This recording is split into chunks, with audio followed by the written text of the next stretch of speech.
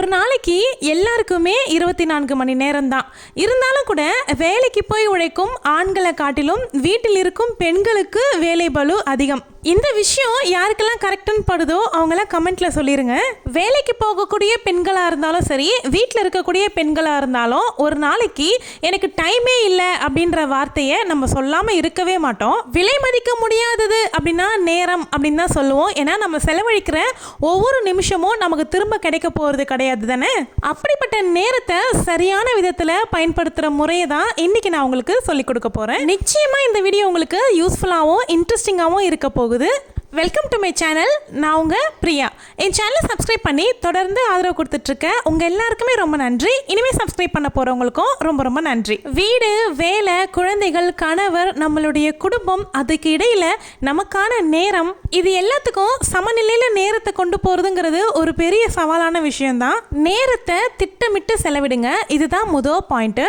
தினம் காலையில் நமக்காக ஒரு 5 நிமிஷம் மட்டும் நேரத்தை செலவு பண்ணி அந்த நேரத்தில் இன்னைக்கு என்னென்ன வேலை இருக்கு உங்களுக்கு அப்படின்னு ஒரு லிஸ்ட் போட்டு எழுதி வச்சிருங்க.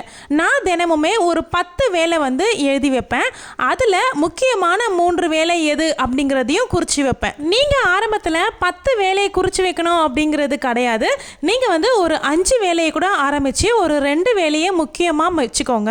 இந்த மாதிரி நம்ம வேலைகளை எழுதி வைக்கிறது மூலியமா என்ன ஒரு நல்ல விஷயம் அப்படின்னா, நம்ம யோசிச்சுட்டு நிற்க மாட்டோம். அடுத்தது என்ன வேலை இருக்கு, என்ன பண்ண போறோம் நம்ம அப்படிங்கிறத யோசிக்கிறதுலேயே நம்ம டைம் வேஸ்ட் பண்ணிட்டு அந்த இடைப்பட்ட கேப்பில் நம்ம ஒரு ஃபோனில் போயிட்டு மூழ்கிடுவோம். அதனால் நேரமே போகிறதே தெரியாமல் எந்த வேலையும் முடிக்காத மாதிரியே நமக்கு தோணும். ஸோ அதனால் நம்ம எழுதி வச்சிட்டோம் அப்படின்னா அடுத்தடுத்து என்ன வேலை இருக்குது அப்படிங்கிற கன்ஃபியூஷன் இல்லாமல் நம்ம வேலையை நம்ம கரெக்டாக முடிச்சிருவோம்.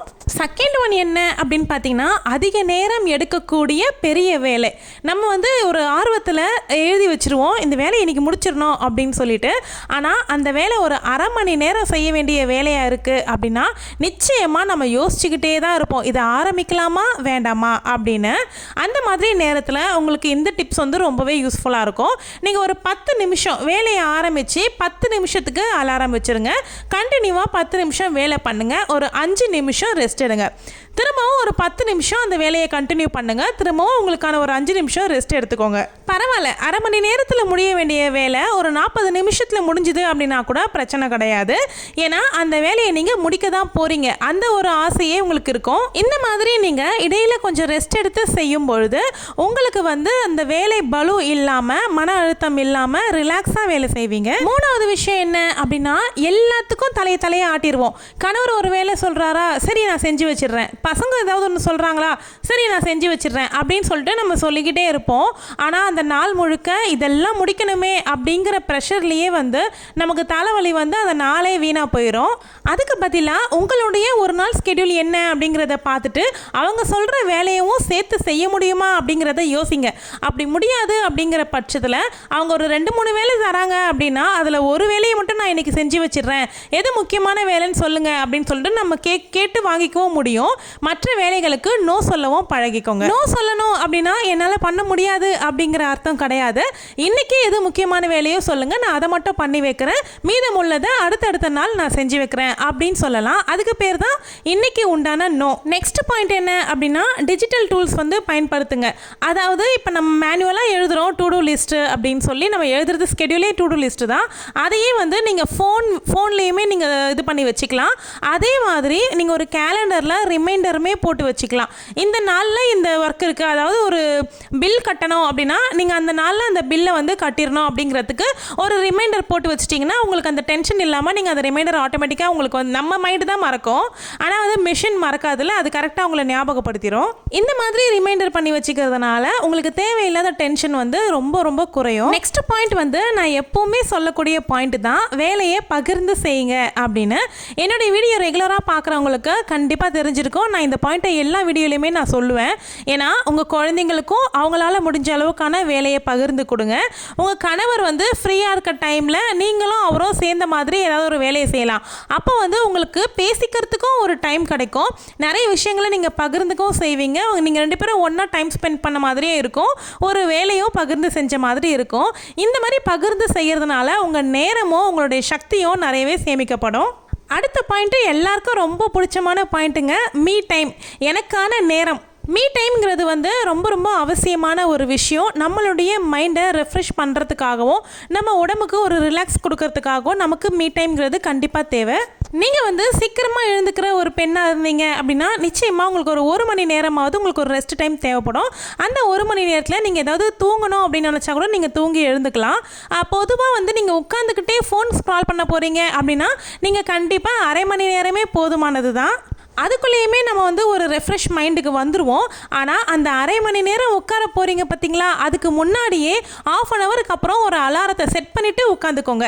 ஏன்னா அந்த ரீல்ஸ் சொல்ல போகிறீங்க அப்படின்னா உங்கள் டைம் எப்படி போகுதுன்னே தெரியாமல் அதுக்குள்ளேயே மூழ்கிடுவீங்க.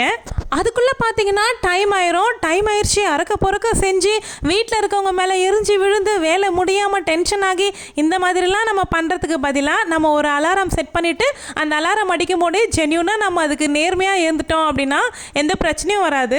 நெக்ஸ்ட் பாயிண்ட் தான் இருக்கிறதுலே கோல்டன் ரூல்ஸ்ன்னு சொல்லலாம். நம்ம நாள் முழுக்க பிஸியாக இருக்க மாதிரி தான் இருப்போம். ஆனால் அந்த நாள் முடிவில் பார்த்தோம் அப்படின்னா எந்த வேலையை நம்ம முக்கியமாக செய்யணும் அப்படின்னு நினச்சோமோ அந்த வேலையை செஞ்சுருக்கவே மாட்டோம். நான் எப்போவுமே ஸ்கெடியூல் போடும்பொழுது எந்த வேலை எனக்கு முக்கியமாக அந்த நாளைக்கு முடிக்கணும் அப்படிங்கிறத நான் ஸ்டார் பண்ணிடுவேன்.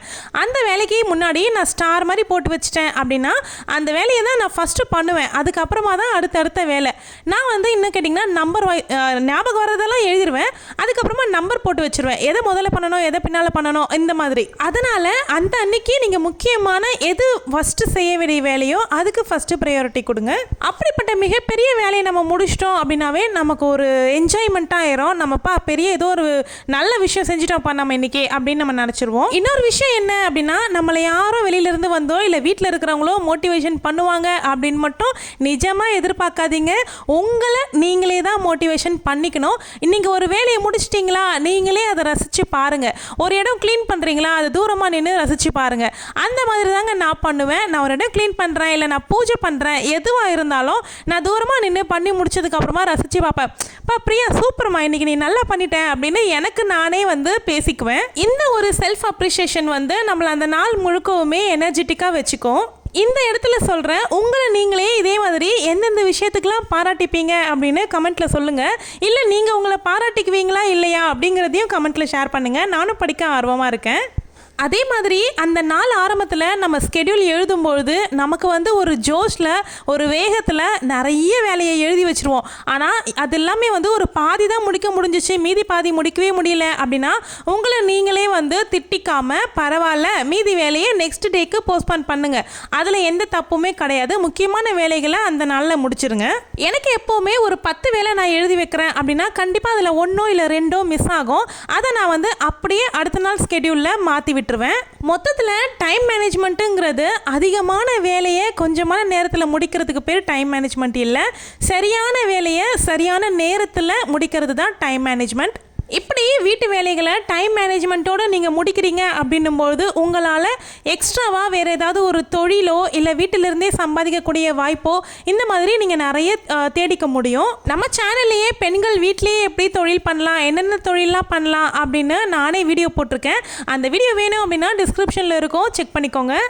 நான் சொன்ன இந்த டிப்ஸ் எல்லாம் ஃபாலோ பண்ணி உங்களுடைய ஒரு நாளை தொடங்கி பாருங்கள். உங்களுடைய வேலை சிக்குன்னு முடிஞ்சிடும். இந்த வீடியோ பிடிச்சிருந்தா வீடியோக்கு லைக் கொடுத்துக்கோங்க. லைக் பண்ணுற லைன்லேயே ஹைப்னு ஒரு ஆப்ஷன் இருக்கும், அதையும் கொடுத்துக்கோங்க. எனக்காக சேனலை சப்ஸ்கிரைப் பண்ணாமல் பார்க்குற அக்கா தங்கச்சிங்க எல்லாரும் சப்ஸ்கிரைப் பண்ணிக்கோங்க. இந்த வீடியோவில் நான் சொன்ன விஷயங்களில் எந்த பாயிண்ட் உங்களுக்கு ரொம்ப பிடிச்சிருக்கு அப்படின்னும் நீங்கள் கமெண்ட்டில் சொல்லுங்கள், நானும் தெரிஞ்சுக்கிறேன். ஆமாங்க, முக்கியமாக ஒன்று சொல்ல மறந்துட்டேன். நம்ம சேனலில் பெண்ணே உனக்காக அப்படிங்கிற பிளேலிஸ்ட் இருக்குது, அதை போய் செக் பண்ணி பாருங்கள். யூஸ்ஃபுல்லான விஷயங்கள் நிறையவே பேசியிருக்கேன், உங்கள் எல்லாருக்குமே ரொம்ப பிடிக்கும். சப்ஸ்கிரைப் பண்ணுறதுக்கு மறக்காதீங்க. தேங்க்யூ.